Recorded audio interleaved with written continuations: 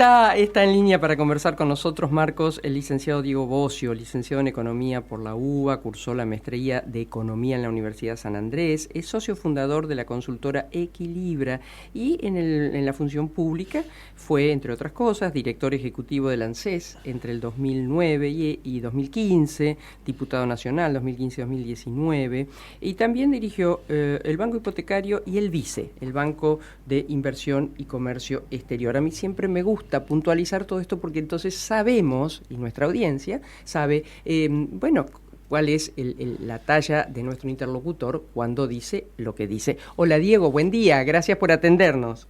María, buen día, gracias por permitirme hablar con la audiencia. No, un placer.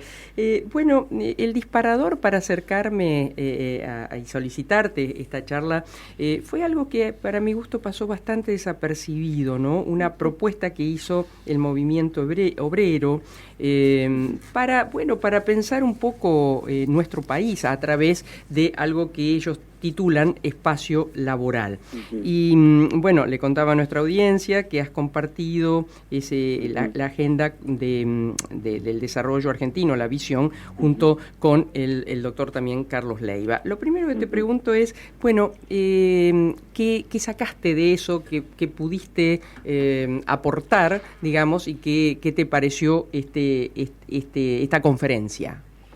Primero, una profunda vocación del movimiento obrero, del sindicalizado, de los trabajadores, pero también de la CGT, o una parte importante de la CGT, de tener un espacio para poder debatir con amplitud de miradas y debatir cuestiones estratégicas en la Argentina. Muchas veces la coyuntura es tan fuerte, tan dura, y sobre todo las dificultades que tienen los trabajadores todo el tiempo de pelear por el salario, con una inflación que este año se espera que esté casi rozando el 100%, uh-huh.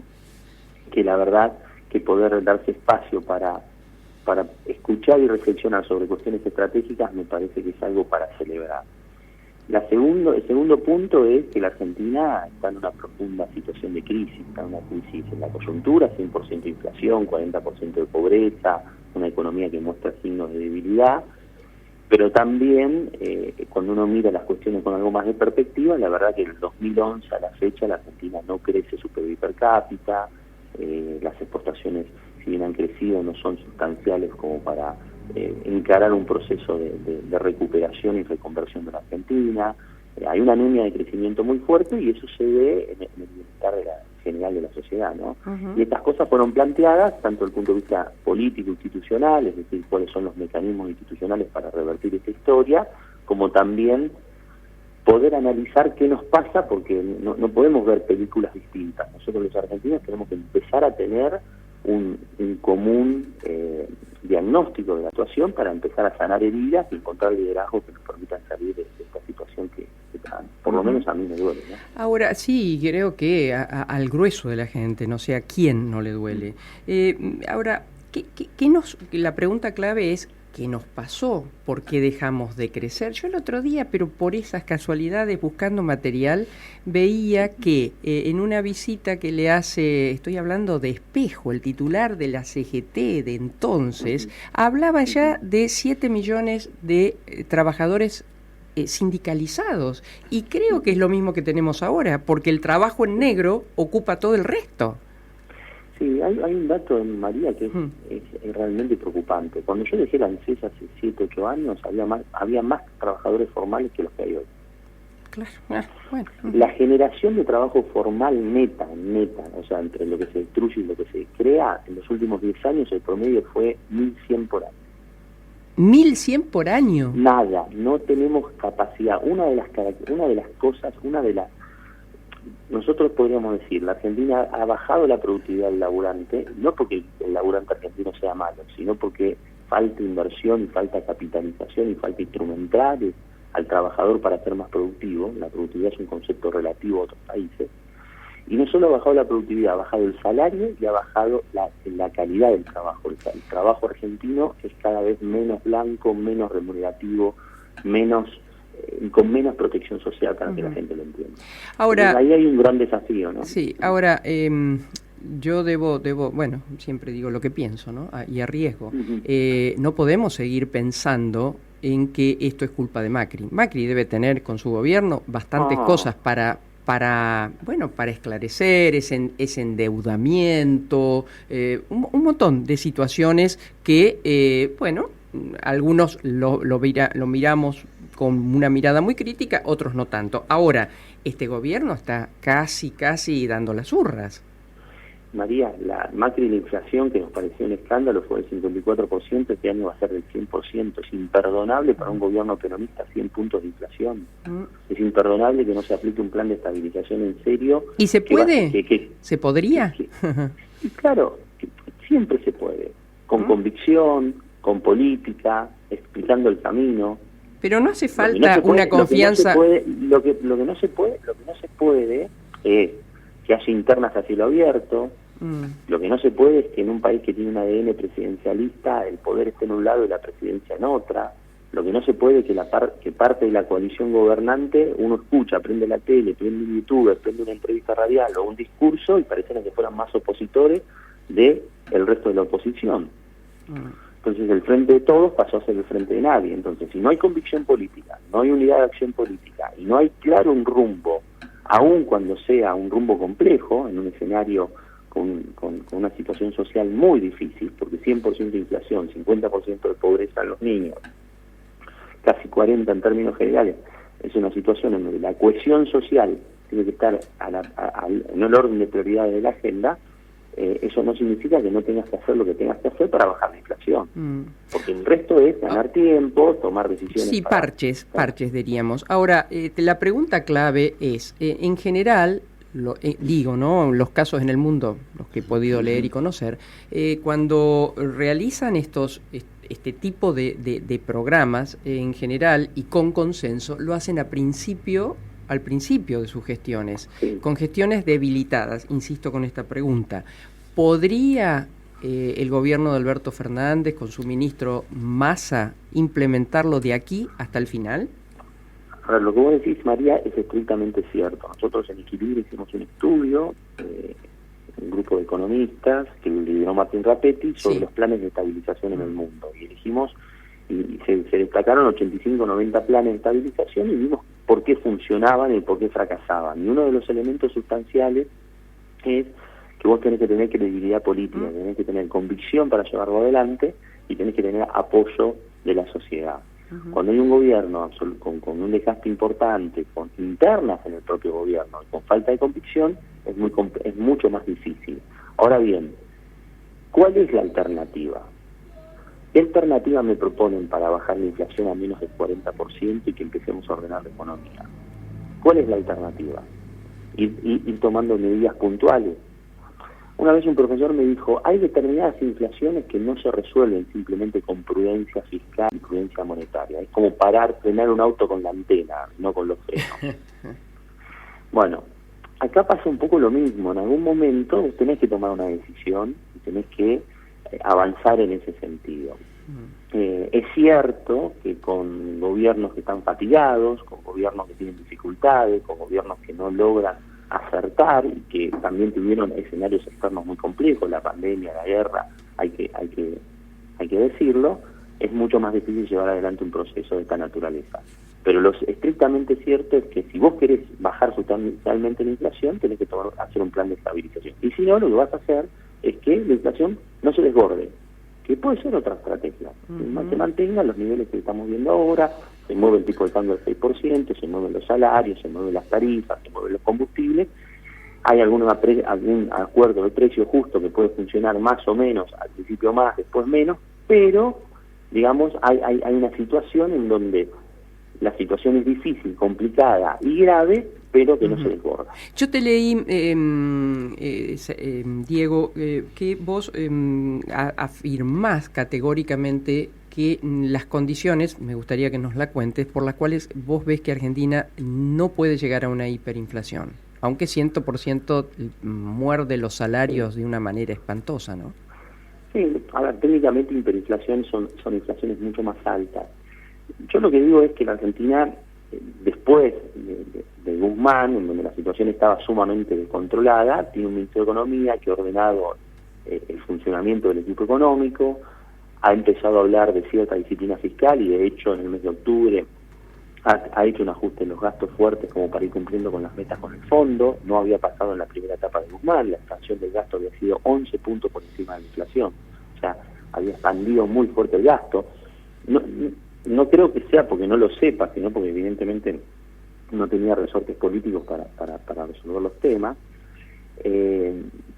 Y hay una vocación de un orden monetario que no existía por lo menos en la primera etapa del gobierno, y eso le ha dado cierto orden como para que la situación se pueda llevar adelante. Hay un compromiso de juntar reservas. Cuando se juntan reservas, el balance del Banco Central de alguna manera se fortalece con distintos mecanismos que pueden ser cuestionables o no, y pareciera que todos los meses de alguna manera se va tomando decisiones para que la situación no se descontrole. Ahora bien, si ustedes me dicen, no, las decisiones que se están tomando son para bajar sustancialmente la inflación, que la economía crezca, aumente el PIB per cápita, que haya un choque exportador y demás, y la verdad es que yo no estoy viendo ese programa económico. Uh-huh. Es decir, el rumbo, yo sé que, bueno, has trabajado con Sergio Massa, que lo conoces bien, que creo lo respetás. Ahora, lo que nos estás diciendo... Bien, lo que nos estás diciendo, Diego, es que por razones que sabrá el ministro, no está pudiendo con un plan de estabilización y que, bueno, está tratando todos los meses de ver de qué manera no se bandea aún más la inflación. ¿Eso sería la síntesis? Es imperdonable para el peronismo 100 puntos de inflación y habría que bajarlo. La única manera es con un plan de estabilización que requiere de muchas decisiones y requiere de decisiones que son complejas. Como bien lo decís, un gobierno fatigado, con internas, con dificultades, sin un liderazgo claro, sin un presidencialismo claro. Todos sabemos que el presidente cumple una función, pero el poder pareciera estar en otro lugar. Es muy difícil hacer ese tipo de programas. Entonces, lo que se toman decisiones de ordenamiento económico que no necesariamente signifiquen una baja sustancial de la inflación. Yo creo que cuando uno mira, cuando uno hace un análisis de cómo actúan los funcionarios, no solo es en términos de lo que logran, sino en términos de lo que evitan. Digamos, con la situación en la cual se venía, sin financiamiento del sector público, con un desorden monetario y fiscal sustancial, la situación hubiese sido absolutamente crítica. Entonces, vienen a ordenar una situación. Ahora bien, el contexto es muy complicado. La cantidad de dólares que se necesitan para que la economía siga funcionando y poder estabilizar la economía, aparentemente no están. Lo que están son para justamente ir cumpliendo con las metas y el programa con el fondo. Ahora, le he leído al ministro que él sigue pensando en que podría el año que viene ponerle un 3% adelante a la inflación. ¿Vos creés que hay chance para eso? Mensual, ¿no? Mira, yo no quiero ser soberbio.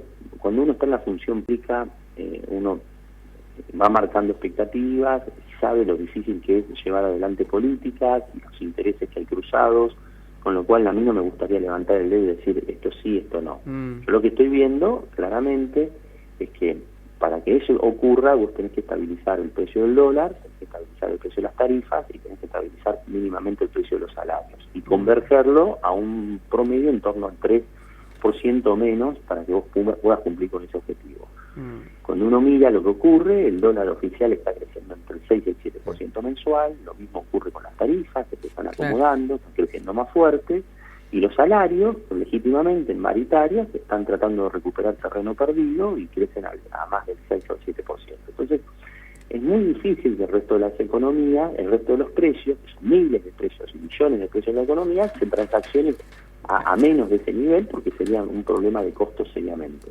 Por eso yo lo que digo, para tomar ese tipo de decisiones hay que hacer un plan de estabilización. Un plan de estabilización significa fijar el tipo de cambio. Para eso tenés que tener el precio del tipo de cambio adecuado, el resto de los precios relativos, acomodados, y tenés que tener dólares, porque si no, ¿cómo defendés el anclaje? Y mucha disciplina fiscal y su consecuente disciplina monetaria. Hay planes de estabilización que rápidamente han dado resultados. Cierto que antes había hecho una tarea muy fuerte, pero el plan de estabilización de Cavallo del año 91 se aplica en marzo. En octubre creo que había elecciones y bajaban drásticamente la inflación. Es cierto que había... ¿El de La Baña fue un plan de estabilización, Diego? El de Lavagna, el esquema del Remes Lavagna tiene cuestiones de estabilización. Lo que pasa que ahí hubo una devaluación muy fuerte de Remes, claro. Se fijaron después las tarifas, se aumentaron las retenciones, hubo equilibrio fiscal. Cuando uno lo mira, quizás se empezó a ordenar el plan de estabilización. Pero bueno, Remes, los primeros, hoy se lo recuerda como alguien que hizo lo que tenía que hacer en un momento, pero había que estar en ese momento muy complejo en la Argentina. Los ajustes, más que por decisión de un plan de estabilización, se dieron porque se acontecieron los hechos tanto políticos como los hechos económicos. Pero sí, claramente la economía se estabilizó, claramente encontró un nuevo equilibrio en el tipo de cambio, hubo una baja de precios y después hubo un crecimiento muy fuerte, recordemos. Cambiaron después los precios internacionales, que eso también ayudó mucho. Siempre en los planes de estabilización, esto lo quiero decir, hay una dosis de fortuna. Vos podés hacer un plan de estabilización y te bajan los precios internacionales de las commodities, o te cambia la tasa de interés, o se revierten los capitales, y bueno, nada, quedás rengo. Diego, Marcos Pereira lo saluda, buenos días. ¿Qué tal, Marcos? Yo lo que me estaba pensando, el tema del plan de estabilización, que me parece que es lógico, pero ante la vecindad de un proceso electoral, si bien dijiste que un plan de estabilización puede ser rápido, ¿es conveniente, digamos, lanzar ya el plan de estabilización o hacer lo que está haciendo Massa, que es ir por acá, por allá, tratando de que no se escapen las variables? Bueno, esas son decisiones políticas. Si usted me hubiese preguntado hace 4 meses atrás o 3 meses y medio atrás, cuando subió Massa, yo hubiese aplicado un plan de estas características, porque estaban las condiciones políticas, una situación de zozobra en el mercado financiero, y me parece que el tiempo es suficiente como para poder reaccionar a los efectos que no son del todo positivos de un plan de estabilización. Pasa que la prioridad número 1 de la Argentina tiene que ser bajar la inflación. No se puede sostener en Argentina, está estudiado que la inflación es arriba del 40%, los países empiezan a tener problemas serios. ¿Se puede crecer con inflación? Sí, Chile es un ejemplo, Colombia, muchos años con inflaciones altas, pero siempre fueron menos del 40%, con poca variabilidad. Entonces, me parece que la prioridad número 1 es bajar la inflación, empezar a ordenar la economía, tener disciplina fiscal. La cuestión cambiaria es otro tema que hay que resolver. Hay muchos tipos de cambios, las señales no son claras. En algún punto hay que resolver la cuestión cambiaria con señales claras para acumular reservas y para darle perspectivas. Y después hay que encarar cuestiones más de desarrollo. El plan de estabilización te ordena, pero no te desarrolla. Claro. Y el desarrollo ahí requiere de otro tipo de acuerdos y de consensos. Miren, 3 países. Argentina exporta más o menos $2.000 por habitante por año. Australia, Canadá y Nueva Zelanda, países periféricos, nuevos, en otro contexto y demás, exportan mucha materia prima, exportan entre $12.000 y $14.000 por año por habitante. Entonces, Australia y Canadá. Australia, Canadá y Nueva Zelanda. Ahora, y Uruguay mismo tiene el doble nivel de exportación de nosotros, sobre todo de carne. Entonces, yo lo que digo es, aquí hay que pensar cómo resolver la cuestión más estructural, hay que tener una mirada exportadora, pero eso hay que tener una mirada con respecto al mundo, hay que tener una mirada con respecto a los acuerdos comerciales, tenemos que fortalecer todo nuestro uso de los recursos humanos, porque cuando uno mira a Australia, la gran cantidad de exportaciones tiene que ver con el carbón. Claro. Nosotros tenemos la suerte de tener... exporta el décimo Diego, de lo que exporta la misma cordillera que Chile. Claro. Entonces, toda esa vocación antiexportadora, antimirada hacia el mundo y demás, hay 7 provincias de la Argentina que tienen prohibida la minería. Digo, y después nos quejamos. Bueno, entonces me parece que hay que poner todo sobre la mesa. Consensuarlo, articular políticamente. Yo tengo mucha expectativa con respecto a la Argentina. Y porque me parece que es un pueblo que tiene vocación de crecer, vocación de progreso, que viene castigado, que posiblemente la tolerancia al sacrificio es difícil, pero yo creo que con ordenamiento político, con liderazgo y con un claro rumbo, la Argentina tiene capacidades y elementos para reaccionar. Bueno, está en escasez esto, el ordenamiento político y los liderazgos. Ahora, Álvarez Agis fue noticia porque propuso algo. No sé cuál es la mirada sobre esa propuesta. Lo escuché muy parcialmente, tuve con él la oportunidad de compartir un viaje hace pocas semanas. Pero básicamente es un plan de estabilización que morigera algunas cuestiones con algunos impuestos y demás. Siempre los planes de estabilización terminan aumentando los salarios. A ver, ¿por qué uno quiere hacer este tipo de cosas? En definitiva, hay mucha gente que está en la pobreza y que tenemos que lograr sacarla de la pobreza. Porque hay muchos laburantes que queremos que lleven a sus nenes a la escuela pública y que la escuela pública sea la mejor. Entonces el debate en la Argentina es una tarea infinita, porque hay que mejorar la calidad de los servicios públicos, mejorar la disciplina fiscal, mejorar la calidad del gasto público. Digamos, la cantidad de cosas que hay que hacer en la Argentina son realmente sustanciosas y grandes. ¿Por qué a nosotros los economistas nos gusta arrancar por la cuestión macro? Porque es una condición necesaria para empezar a ordenar el resto de las cosas. Si la macroeconomía y la política están desordenadas, dicho de otra manera, sin estabilidad política y sin dólares, no hay forma de ordenar el funcionamiento normal de una economía. Entonces aparecen otro tipo de problemas que se van desgastando y no podés abordar problemas sustanciales como son la educación, la salud, la logística, las cuestiones que te hacen aumentar la productividad y te hacen efectivamente lograr los niveles de exportación que tienen otros países. Pero sin orden, sin estabilidad política y sin dólares o orden macroeconómico va a ser muy difícil que podamos debatir esos temas de fondo. Diego, muchísimas gracias, un placer conversar contigo. Gracias a usted, María. Bueno, hasta luego. El licenciado Diego Bossio.